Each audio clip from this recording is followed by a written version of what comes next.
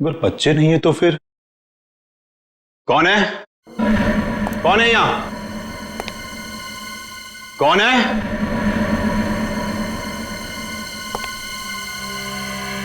कौन है?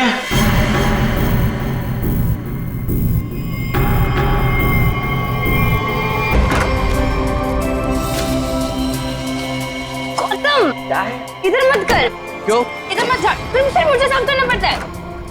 मत। अच्छा मैं तुझे ही साफ कर दूंगी। तुम तो लड़ने झगड़ने बंद करो, डैड घर में ही है। अच्छा है, तो मैं डैड से गौतम की शिकायत करती हूँ। डैड देखिए ना इसे, पूरा घर गंदा कर रहा है। Dad, dad, dad. Dad, dad is no more.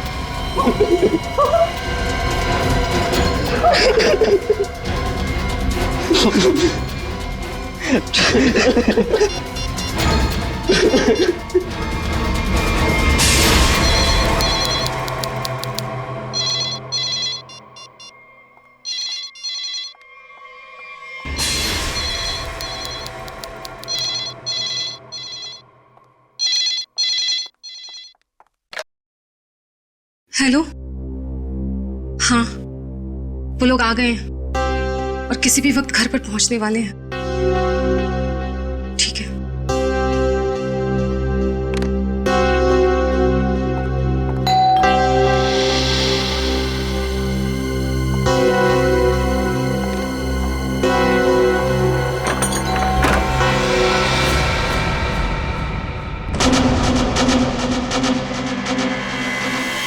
Oh my God. क्या हुआ किलोरी? आ गए वो लोग? वो लोग तो नहीं आए, लेकिन ये ताबूत कोई छोड़कर गया है और कोई यहाँ दिख भी नहीं रहा। ये जगन का ताबूत होगा, लेकिन ये तो बच्चे लेकर आने वाले थे। हाँ, पर बच्चे तो यहाँ नहीं है। जब मैंने दरवाजा खोला तो बस ये ताबूत यहाँ रखा था। तुम एक काम करो, पूरब को फोन करो, पूछो कहाँ है वो लोग। हाँ।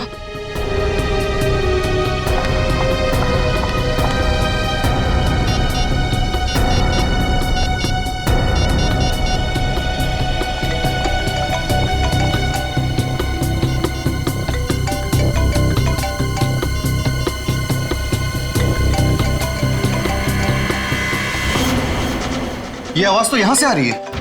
कॉफिन के अंदर से आवाज आ रही है।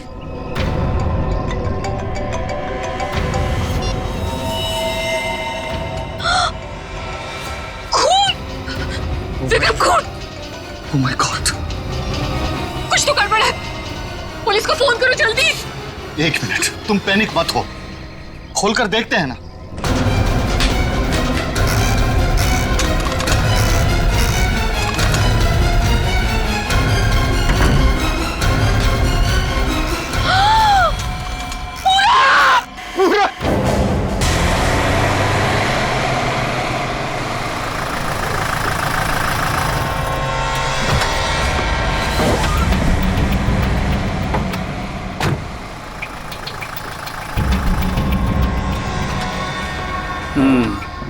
काम हो गया? यस बॉस, आज तो आप हमें शाबाशी दोगे बॉस। किसी को कोई शक तो नहीं हुआ? कोई शक नहीं बॉस, इतनी सफाई से लाश को ठिकाने लगाया है कि उनके रूहें कांप जाएंगे, रूहें। ए बस बस बस, आज तक तूने कोई काम ढंग से किया है? बात करता है, मैं खुद चेक करूंगा।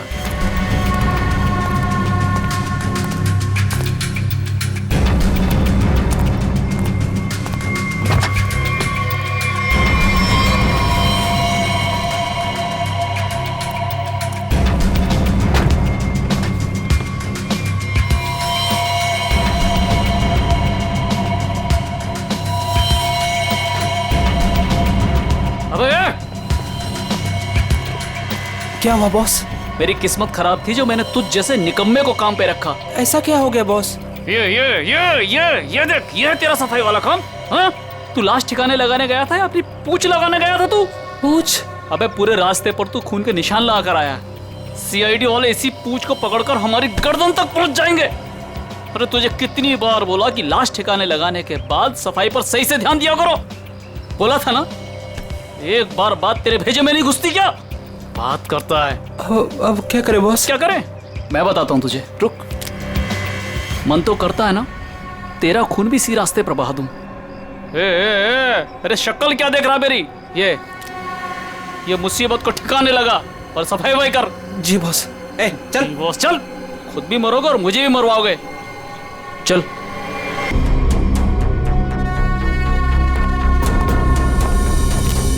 क्या संबंध क्या है आपका लाश के साथ? जी वो मेरा बड़ा बेटा था, अपने पापा की लाश लेकर आने वाला था और खुद ही। क्या इसका क्या मतलब क्या है? मतलब ये कि इसके पति 2 दिन पहले ही मर गए थे हार्ट अटैक से, और जिसकी लाश पड़ी है पूरा, वो अपने पिताजी के पार्थिव शरीर को लेकर यहाँ आने वाला था, भाई और बहन के साथ। भाई और बहन वो कहाँ है अभी? वो भी गायब है, उनका फोन तक नहीं लग रहा है। कहाँ से आ रहे थे वो लोग? एयरपोर्ट से। थोड़ी देर पहले ही उनकी फ्लाइट लैंड हुई थी, लेकिन वो लोग तो यहाँ नहीं पहुंचे, सिर्फ कॉफिन पहुंचा, वो भी पूरब के लाश के साथ। ये लो, मतलब बीच रास्ते में किसी ने कांड कर दिया। वैसे आपका क्या संबंध है जगन के साथ? कोई रिश्ता नहीं। मतलब? ये मेरे पति है।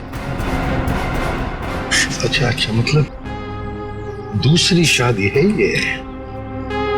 अच्छा एक बात बताइए, ये पूरब इनकी एक्स हस्बैंड की लाश को लेकर इनके करंट हस्बैंड के घर क्यों आ रहा था? है? ये मेरा घर नहीं है, ये किलोरी का घर है। मतलब आप घर जमाई हैं? जी। खैर ये तो आपका निजी मामला है। आप ये बताइए कि ये लोग कहाँ से आ रहे थे और एयरपोर्ट पे इन्हें कौन रिसीव करने वाला था? जगन हमारे 3 बच्चों के साथ मनाली में रहते थे। 2 दिन पहले पूरब का फोन आया कि हार्ट अटैक से उनकी मृत्यु हो गई है। मैंने पूरब को बोला कि उनके अंतिम संस्कार के लिए वो उन्हें यहाँ ले आए।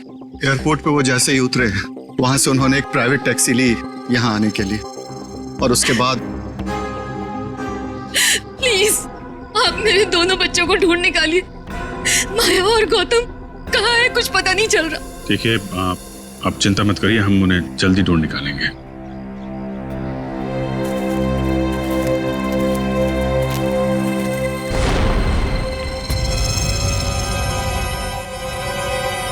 तो ये देखो, उनकी रेलगाड़ी लगती है।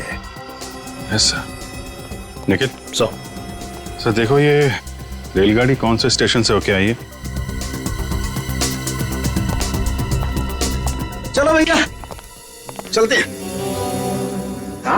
चलते हैं भैया का क्या मतलब है? अपना मुंह दिखाने आया था तू यहाँ पर? मतलब ये है कि एक लाश पड़ी हुई है, उसका खून हुआ है, किसने खून किया है ये तो आप पता लगा ही लोगे ना। महान हो आप लोग तो मेरा क्या काम है यार? इसको नहीं बुलाऊं तो इसके कान में से धुआं निकलता है कि हमें बुलाया नहीं, ये तो यूं केस सॉल्व कर देते, यूं खूनी को पकड़ लेते। और अभी लाश को सूंघा तक नहीं और चल पड़ा। हाँ सूंघ लिया तो फिर मुंह खोल ना। लाश को सूंघने के बाद क्या पता चला ये बताने के बगैर सरपट भागे क्यों जा रहा है? देख फारूक, 2 बच्चे गायब है, इस औरत के 2 बच्चे, और ऊपर से बाप की लाश भी गायब है। लाश गायब है तो मैं क्या करूं? लाश बन के लेट जाऊं यहाँ पर? लाश ढूंढना आप लोगों का काम है, तो ढूंढो ना। पूछो किसी से, ढूंढो ये कैस्केट कहाँ से आया था। मैं क्या करूंगा इसमें? अच्छा तू जा। ठीक है। अरे एक मिनट सर, हमें इस केस में आपकी जरूरत है। आप देखो भैया, वो तो हर केस में तुम लोगों को मेरी जरूरत पड़ती है, पर तुम लोग मानते कहाँ हो? यार छोड़ो इसको। अरे सर प्लीज एक मिनट। अरे सारुंके साहब, आप अपने ज्ञान का प्रकाश डालिए ना इस केस पे। इसके चेहरे पर अंधेरा छाया, ये क्या प्रकाश डालेगा? कुछ बोला? नहीं, ये हमारे आपस की बात है, तुम लगे रहो। ये ताबूत कहाँ से आया? ये लो, एयरपोर्ट से। अरे तो एयरपोर्ट जाओ ना यार, यहाँ क्या कर रहे हो तुम लोग? तो जाएंगे ना साळुंके जी, पर आप क्यों मैदान छोड़ के भाग रहे हो? भाभी, आपके हस्बैंड की लाश आ गई। नहीं, मेरे बेटे की लाश आई है। क्या कह रही हैं आप? इतना सारा खून क्यों बह रहा है? मुझे बहुत डर लगता है खून से। शांति प्लीज। ना खून इसलिए बह रहा है क्योंकि इनका खून हो गया है।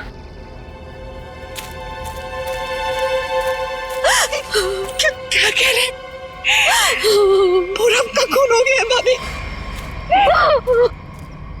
वैसे आप ये मेरी बहन है और किलोरी की ननद।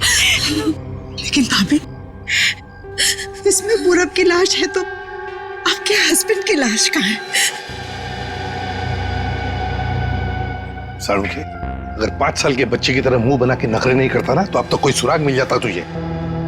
भैया, ये नाक के अंदर छोटे छोटे दाने दिखाई दे रहे हैं ना, शायद यही एड्रेस किसका? उनके हस्बैंड की लाश का। अरे तुम लोग कर क्या रहे हो? आज फिर किसी पैसेंजर का लगेज मिसिंग हो गया। तुम लोगों की वजह से किसी दिन गवर्नमेंट मुझे इस ऑफिस से मिसिंग कर देगी। ठीक से काम करो। Yes sir.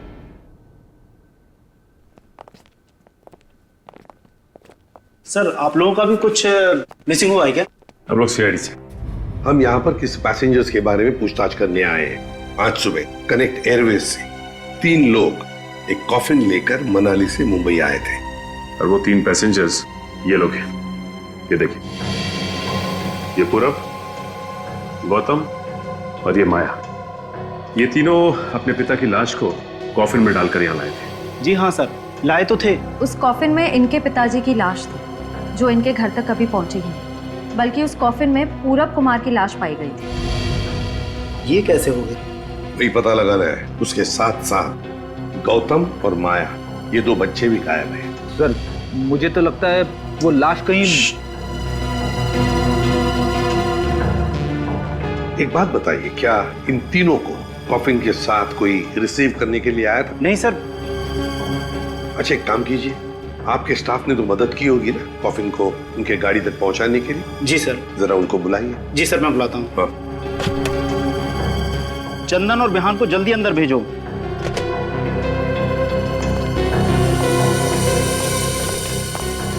क्या हुआ सर? आज सुबह कनेक्ट एयरवेज से कॉफिन आया था। हाँ साहब। उसके बारे में सीआईडी वाले आपसे कुछ पूछना चाहते हैं। सीआईडी साहब, हमने कोई गड़बड़ नहीं किया साहब। हम तो बस काम कर रहे थे साहब। हमने तो बस उस कॉफिन को उस गाड़ी में चढ़ाया था साहब। एक मिनट, तुमने कोई गड़बड़ नहीं की है। सिर्फ इतना बताओ कि जब तुम ये कॉफिन यहाँ से उनके गाड़ी तक ले जा रहे थे तो उस दौरान उसके बीच में कभी कोई मिलने आया था या कोई ऐसे कुछ भी हुआ था क्या? हाँ साहब, हम उन तीनों को लेकर जब यहाँ से बाहर निकले, उनके साथ जो लड़की थी ना, उसको एक फोन आया सर।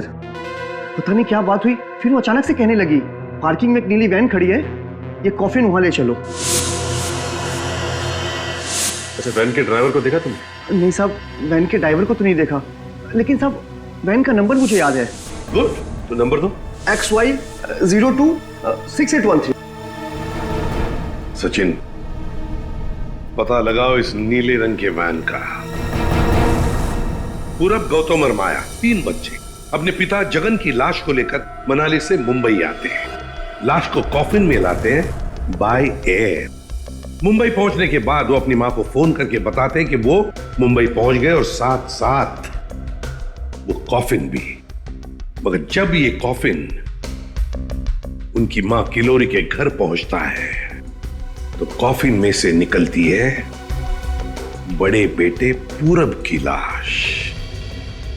जगन की लाश गायब है और उसके साथ साथ गौतम और माया, दोनों बच्चे भी गायब हैं।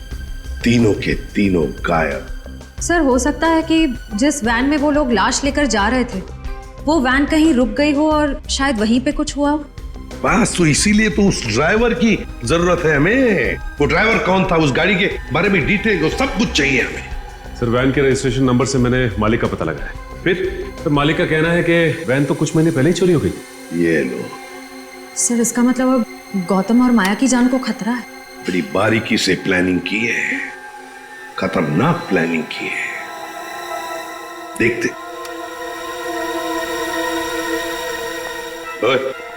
अंकित, कुछ मिला? हाँ बस, ये देखो, ये मिट्टी कॉफिन के नीचे लगी हुई। इस मिट्टी में इस कॉफिन का पता।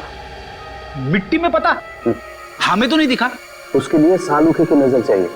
सरुखे, कॉफिन का पता तो हम लगा ही लेंगे, पर पूरब की लाश इस कॉफिन में आई कहां से? ये पूरब की नाक बताएगी बॉस।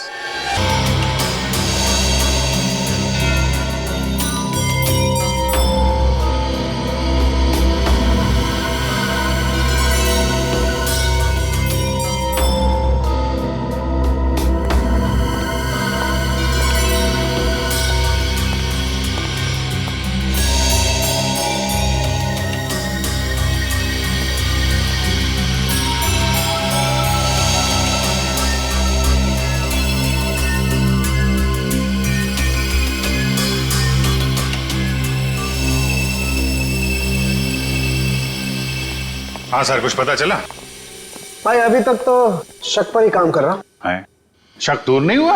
हो गया, शक दूर हो गया। मुझे इसकी नाक में से पोलन्स मिले, पराग कण। सालुंके साहब, वो कैसे पता चला? फॉरेंसिक पोलिनोलॉजी से। सालुंके साहब, ये क्या है? रेडी, ये फॉरेंसिक साइंस की एक अलग टेक्निक है। सर इसमें क्या होता है? निखिल, इस टेक्नोलॉजी से हम बहुत छोटे पार्टिकल्स लाइक माइक्रो पार्टिकल्स को स्टडी करते हैं, जो कि फूल, पौधे, कपड़े, मिट्टी, ऐसे कई सारी चीजों में पाए जाते हैं। वाह, क्या बात है तारिका जी, क्या नाम? लेकिन इसे बड़े ध्यान से देखना पड़ता है, क्योंकि कई बार क्या होता है कि आवारा भंवरे एक फूल पर बैठ करके उसके सारे पोलन्स, उसके सारे परागकण चुरा करके भाग जाता है और पूरे के पूरे माहौल को गंदा कर देता है। सर, पॉलिन जो है हवा और पानी से भी फैलते हैं, इसमें बेचारे खाली भंवरे को ही क्यों दोष दे रहे हैं आप? सही करो, बेकार में खाली भंवरे को दोष क्यों दें? तो होता यह है कि जब हम बाहर से आते हैं तो हमारे पूरे शरीर पर, आंख, नाक, कान, गले, सब पर पोलन्स लगे होते हैं, और इन पोलन्स की जांच करके हम ये पता लगा सकते हैं कि ये खास व्यक्ति किस जगह से आया है। ये तो है। मैं बताता हूं, ये देखो, यहां पर मैंने इससे पोलन्स ले लिए जो उसकी नाक में थे, और इन पोलन्स पे 2 ड्रॉप मिथाइलमाइन की डालते हैं और इसे हम कर देते हैं सिक्योर। अब इसे चेक करके हम ये पता लगा सकते हैं कि ये पोलन्स कैसे हैं, कहां से आए। ये देखो सर, ये तो नारंगी कलर में उभर के आ रहा है। और अब इस आकार को हम हमारे डाटा के सैंपल से मैच करके देखेंगे, ताकि पता लग सके कि ये पोलन किस टाइप का है। करके जरा मैच। हाँ।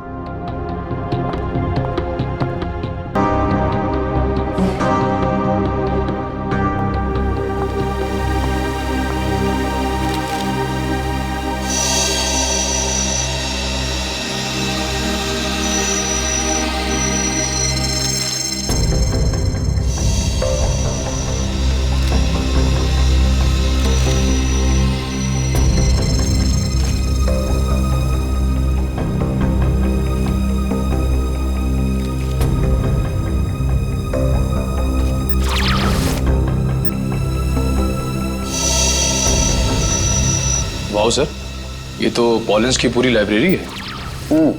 एक पॉलन कहाँ पैदा हुआ, धरती पे कहाँ पाया जाता है, पूरी डिटेल्स है इसमें। फॉरेंसिक साइंस की इस टेक्निक की वजह से क्राइम स्पॉट का पता लगाना बड़ा आसान हो गया है। मिल गया मैच।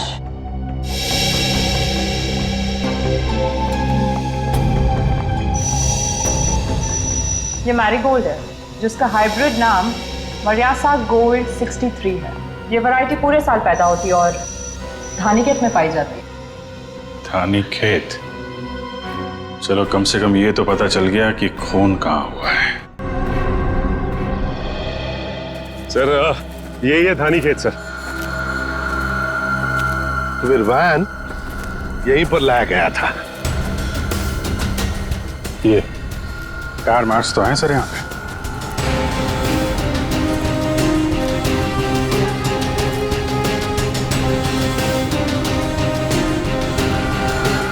बस ये उसी वैन के टायरों के निशान। फिर तो जगन की लाश खूनी ने यहीं कहीं फेंकी होगी। पर सर, इतने बड़े खेत में हम उसकी लाश ढूंढेंगे कैसे? मैं बताता हूँ बस। तो कब बताएगा? क्या मुहूर्त निकलवाना पड़ेगा? बता रहा हूँ ना यार, उखड़ते क्यों? 1 मिनट रुको।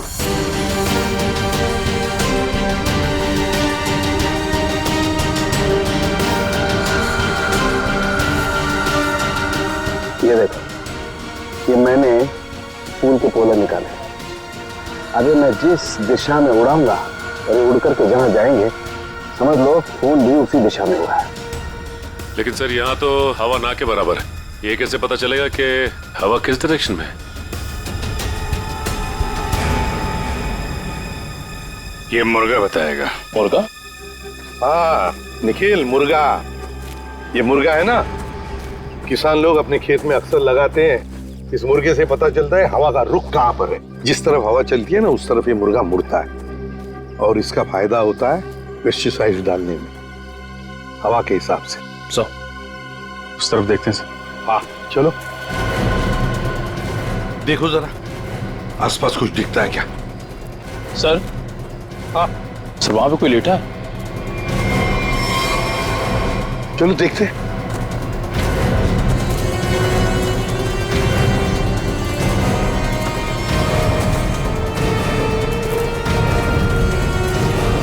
हेलो, ओ ये तो जगह है सर।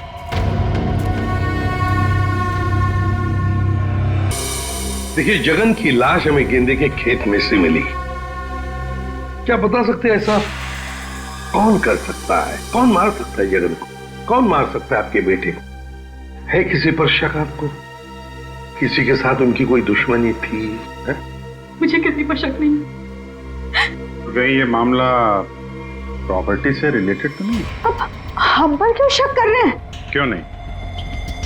जगन जी अमीर आदमी थे, मनाली में सेब के बाग थे, जमीन जायदाद थी। उनके मरने से और पूरब के मरने से और दोनों बच्चों के गायब होने के बाद प्रॉपर्टी तो आप लोगों को ही मिलने वाली है ना। देखिए सर, आपको बहुत बड़ी गलतफहमी हो रही है। हमें तो ये भी नहीं पता था कि जगन के पास इतनी प्रॉपर्टी है, सेब के बागान है, और वैसे भी मेरी अच्छी खासी नौकरी है, अच्छी खासी कमाई है। मुझे और क्या चाहिए जिंदगी में? और मेरा तो इन सब से कुछ लेना देना ही नहीं है, मुझे तो प्लीज दूर ही रखिए। देखिए, मैं अपनी फैमिली और अपनी वाइफ से बहुत खुश हूँ, मुझे और कुछ नहीं चाहिए। अच्छा, तो आपके कहने का मतलब है जो कुछ भी लेना देना है वो किल्लोरी जी का लेना देना है? देखिए सर, आप लोग मेरे बच्चों को ढूंढने के बजाय मुझ पर और मेरे परिवार पर शक कर रहे हैं। नहीं नहीं नहीं नहीं नहीं किल्लोरी जी, हम आप लोगों पर कोई इल्जाम नहीं लगा रहे किल्लोरी जी। हम तो बस सच्चाई जानने की कोशिश कर रहे हैं। वैसे एक बात जरूर कहूंगा आप लोगों को, सच्चाई आपके लिए बहुत फायदेमंद होगी।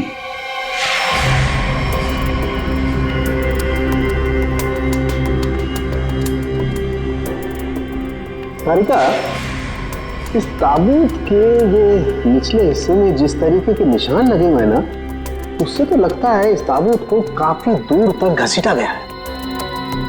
तुम एक काम करो, ये जो ताबूत पर जगह जगह मिट्टी लगी हुई है, इस मिट्टी का सैंपल ले लो। ये मिट्टी बताएगी कि ताबूत कहाँ से आया है। मगर सर, खून कहाँ हुआ है वो तो हमें पता चल गया है ना। हाँ तारिका, ये पता लग गया है, लेकिन वो वैन, उस वैन के बारे में कुछ पता नहीं लगा है। जिस वैन में ये खून हुआ है, जिस वैन में से एक लाश गायब हो गई, उसके बारे में कुछ नहीं पता है। एक काम करो, इस मिट्टी का सैंपल ले लो, फिर इस मिट्टी को हम बॉम्बे के सॉइल मैप से मैच करके देखेंगे। लेकिन सर, मुंबई के सॉइल मैप की कौन सी मिट्टी का फैलाव कहाँ तक है ये हमें कैसे पता चलेगा? यू ट्रस्ट मी ना?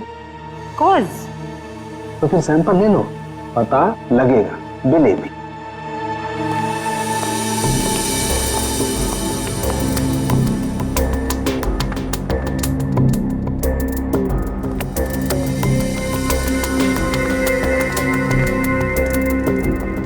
अरे सालू के साहब, फिर से पढ़ाई शुरू कर दी आपने? भाई क्या करें, तुम लोगों की मदद करने के लिए पढ़ाई तो करनी पड़ेगी। अरे लेकिन ऐसा है क्या इस ताबूत में जो इतनी मोटी किताब की जरूरत पड़ गई? इस पढ़ाई की जरूरत क्यों पड़ी, ताबूत बताएगा। वो कैसे? कॉफिन में मिले इस मिट्टी का हम सेडिमेंटेशन टेक्निक से एनालिसिस करेंगे, उससे सब पता चल जाएगा।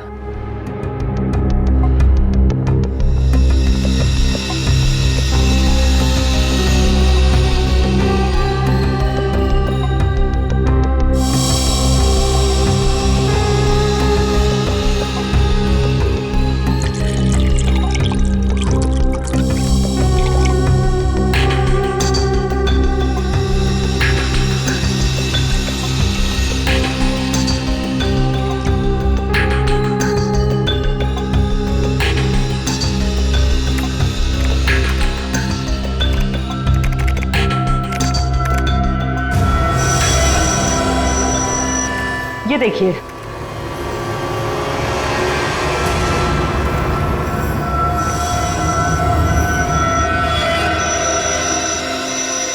ये तो घास जैसा कुछ लग रहा है। एक मिनट, अब देखो, ये घास नहीं है, ये मोलासिस है, गन्ने के वेस्ट से जो निकलती है, जहां पर गुड़ बनता है। मतलब ये ताबूत वहां पे ले जाया गया था जहां पे गन्ने से गुड़ बनाया जाता है, शुगर फैक्ट्री। सर, मुंबई के आसपास 2-4 शुगर फैक्ट्रीज हैं। अच्छा सालुंके साहब, ये मिट्टी किस एरिया की है, कुछ पता चल सकता है? हाँ बिल्कुल पता लग सकता है।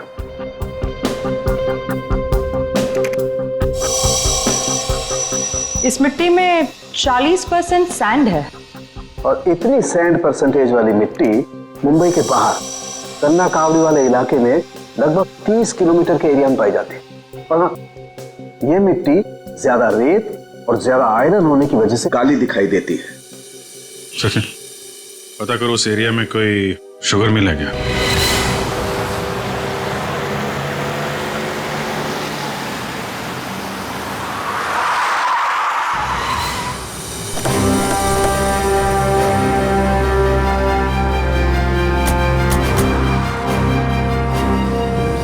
चंगनलाल शुगर मिल। यहाँ तो लोग आ जा रहे हैं, चहल पहल है। यहाँ पे खून ही खून करके कैसे निकल गया? और तो लाशों की अदला बदली भी की है। डॉक्टर सालुंके ने शुगर मिल की बात की थी और यहाँ आसपास 30 किलोमीटर तक यही एक शुगर मिल है। हो ना हो, खून हुआ तो यही है। चलो इससे पूछते हैं। अरे सुनो जी। तुम यहाँ के सिक्योरिटी वाले हो? जी हाँ। हम लोग सीआईडी से तुमसे कुछ पूछना चाहते हैं। सीआईडी साहब, क्या बात है? हमको माफ कर दो, हमारी कोई गलती नहीं है। देखो घबराओ मत, हमारे कुछ सवालों का जवाब दो। हाँ हाँ। क्या तुम यहाँ पर अकेले ड्यूटी पर होते हो या और भी कोई है जो शिफ्ट में आते जाते हैं? हम पूरे टाइम अकेले काम करते हैं। तुम ये बताओ और अपने दिमाग पे जोर डाल के बताओ कि तुमने कोई ताबूत देखा है? काहे डरा रहे हैं? यहाँ ताबूत कैसे देखेंगे? ठीक है, ताबूत नहीं देखा, किसी नीली रंग के वैन को देखा जिसपे शक हुआ हो तुम्हें? साहब, वैसे तो हम सब पे शक करते हैं, लेकिन नीले कलर की गाड़ी क्यों नहीं देखे हैं साहब? आप समझ रहे हैं ना? अच्छा चलो एक बात बताओ, यहाँ पर ऐसी कोई और भी खाली जगह है, गोदाम जैसी? हाँ साहब, एक पुराना गोदाम है हमारे मालिक के। चलिए दिखाते हैं। चलो दिखाओ। चलिए आइए साहब, ये है पुराना गोदाम। तुम जरा बाहर जाओ। ठीक साहब। गेट तो काफी बड़ा है। हाँ, वैन आसानी से घुस सकती है। इस जगह को देख के लगता है कि काफी समय से कोई आया नहीं है यहाँ पे। काफी समय से कोई आया नहीं है यहाँ, तो फिर ये बोरियां ऐसी रखी कैसे गई? और ये ऊपर से टारपॉलिन, जरा देखो तो नीचे क्या है।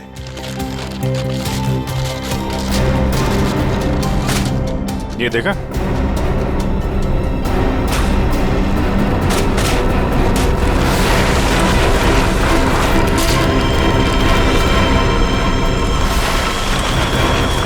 ये क्या है?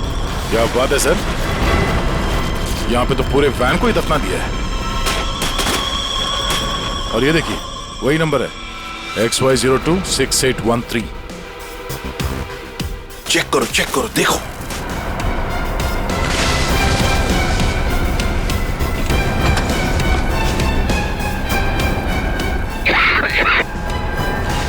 माय गॉड, इतना सारा खून। लगता है 24 घंटे से ज्यादा पुराना है। अभिजीत, लाश इसी वैन में से ले जाई गई है। काम करते हैं, पूरी की पूरी वैन को फॉरेंसिक लैब भेजते हैं।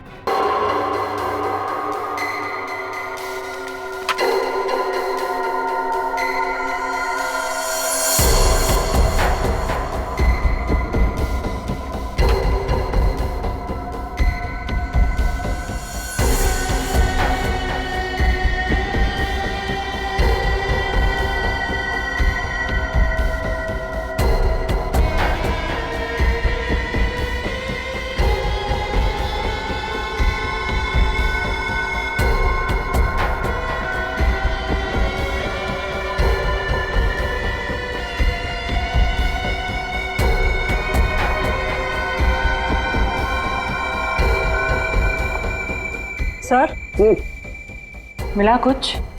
हाँ तारिका, मिला तो है बहुत कुछ, लेकिन जो कुछ मिला है उससे हम खूनी को सजा तो दिलवा सकते हैं, लेकिन बच्चों तक नहीं पहुंच सकते। सर टाइम बहुत कम है हमारे पास, कहीं बच्चों को नहीं तारिका, बच्चों को कुछ नहीं होने दूंगा, लेकिन सबसे पहले हमें ये पता लगाना पड़ेगा कि गैराज में डंप होने से पहले ये वैन आखिरी बार कहाँ होकर के आई। तो ये कैसे पता लगाएंगे हम? हमने पूरी वैन छान मारी है।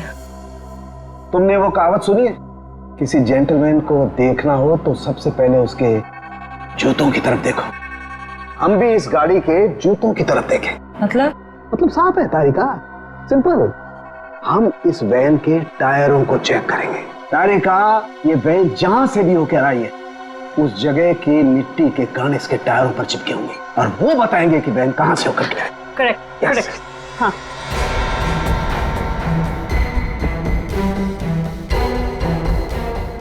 जरा एक कोर्सा पता की डिश लाओ। हाँ सर अभी देते हैं।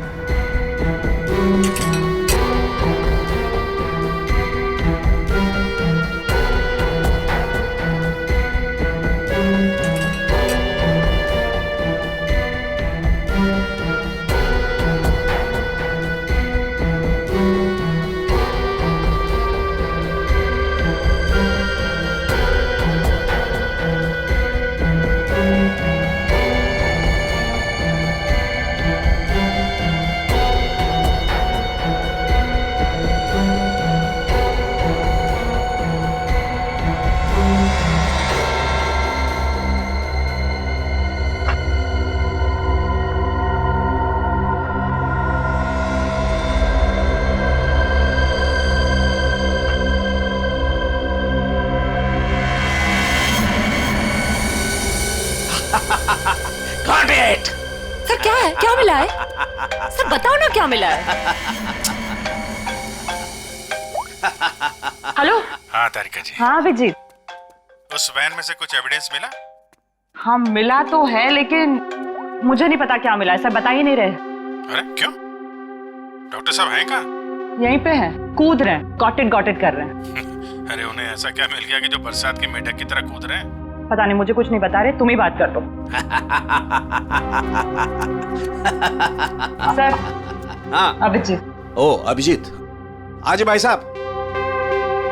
भैया वो मैसेंजर हमें मिल गया है जो हमें गौतम और माया का पता बताएगा। क्या? सफेद रंग का एरो बनाया है पेड़ पे? अच्छा ठीक है, ढूंढेंगे। और वैसे वहां पोजीशन क्या है? यहाँ की सिचुएशन तो कंट्रोल में है, लेकिन हमारे सामने जो नजारा है उसे देखकर तो हमारे होश ही उड़ गए हैं सर। कोई बात नहीं, हम लोग पहुंच जाएंगे जल्दी। क्या कह रही है श्रेया? सब ठीक है सर? कह रही है कि वहां पे नजारा ऐसा है कि जमीन खिसक जाएगी पैरों के नीचे से। सर हमें जल्द से जल्द वहां पहुंचना होगा, पर लोग बहुत कम है, कहीं हाथ से निकल ना जाए। आप लोग कोई बताएंगे क्या हो रहा है? कैसे है मेरे बच्चे? ठीक तो है? प्लीज कुछ बताइए। मैम जरा धीरज रखिए, सब कुछ पता चल जाएगा। कुछ बताया होगा ना फोन पे उसने। आखिर हमारे बच्चे मिले कि नहीं मिले, कुछ तो मालूम होगा ना। देखिए अभी कहने सुनने से कुछ नहीं होगा, जो भी है वहाँ पे चलने के बाद ही पता चलेगा। अरे पता तो तब चलेगा जब वहाँ पहुँचेंगे। अगर भालू शेर चीतों को पता चल गया ना कि हम लोग यहाँ हैं, तो दुनिया में किसी को हमारा पता नहीं चलेगा। आप फिक्र मत कीजिए प्रीति जी, आजकल इंसान जानवरों से ज्यादा खतरनाक हो गया। हो सकता है वो आपको देख के भाग जाए। अरे उन्हें चिल्लम चिल्ली की आदत नहीं है, जरा शांत रहिए आप। क्या? एक मिनट। श्रेया, वो सफेद निशान वाला पेड़ मिल गया। सर उस पेड़ से राइट लेकर 200 मीटर स्ट्रेट आ जाइए। 200 मीटर राइट में। चलिए जल्दी चलिए। कोई मुझे बताएगा हो क्या रहा है? मेरे दिल बैठा जा रहा है, कहीं मेरे गौतम और माया को कुछ हो तो नहीं गया? बस और नहीं चला जाता, अब नहीं चल पाऊंगी। देखिए पीछे छूटने वालों को जानवर छोड़ते नहीं है, लंच या डिनर में खा लेते हैं। नहीं, मैं आगे जाती हूँ ना, आप लोग मुझे फॉलो करिए।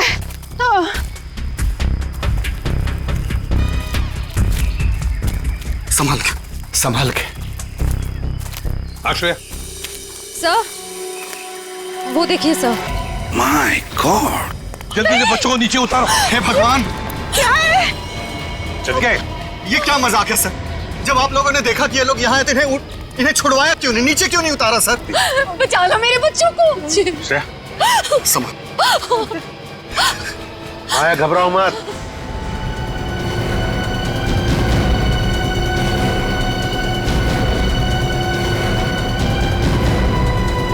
अब भेजो भेजो उसको।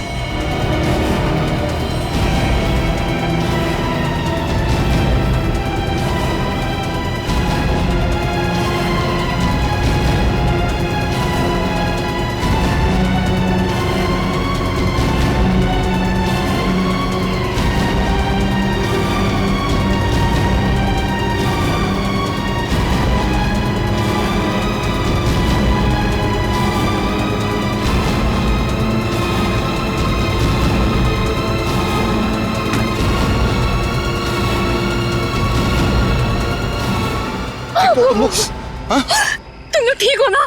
बंद कीजिए अपना नाटक। हमारी इस हालत के जिम्मेदार आप ही हैं। बच्चे कहते हैं ना हमें, तो क्यों डाला अपने बच्चों को मौत के मुंह में? तो अच्छा हुआ सीआईडी टाइम पे आ गई, वरना आपने भैया की तरह हमें भी मार दिया होता। क्यों खिलोरी जी, ये बात क्या है? बच्चे आप ही पर इल्जाम लगा रहे? मुझे भी कुछ समझ में नहीं आ रहा है। मैं तो इन लोगों से इतना प्यार करती हूँ, मैं क्यों मारूंगी इन लोगों को? बात तो सही है, सवाल जायज है। एक माँ अपने ही बच्चों के साथ ऐसे कैसे कर सकती है? देखिए,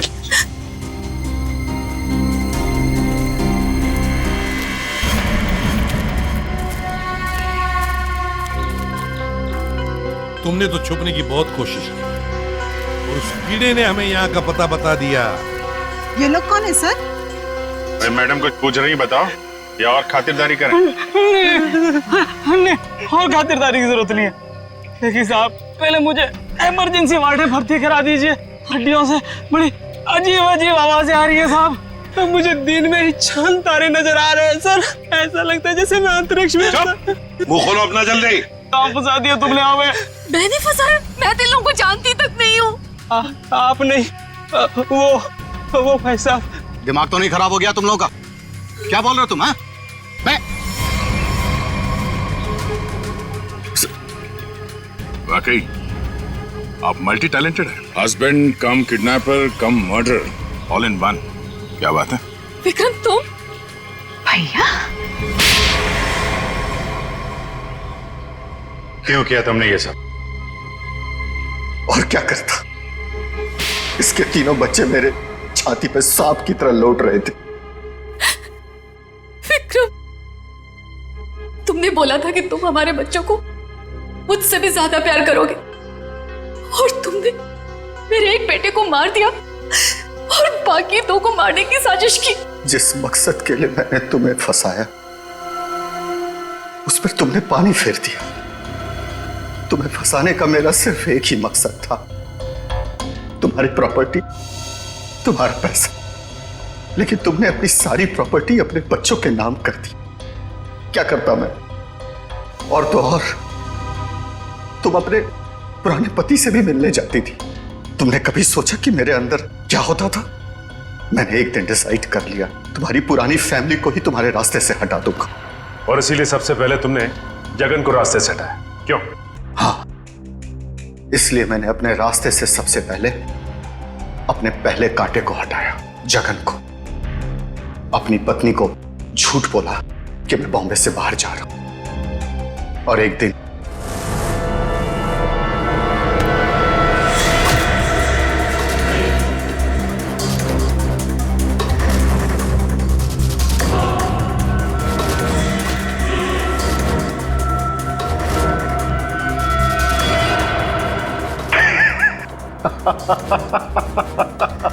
सोचा था जगन के मौत के बाद तुम्हारा झुकाव तुम्हारे बच्चों के लिए कम होगा, लेकिन मैं गलत था। तुम्हारा तो और बढ़ गया, और तो और तुमने उन्हें साथ रखने का फैसला कर लिया। पर यह बात तुम्हें बर्दाश्त नहीं हुई, इसलिए तुमने इन दोनों को भी रास्ते से हटाने का फैसला किया, क्यों?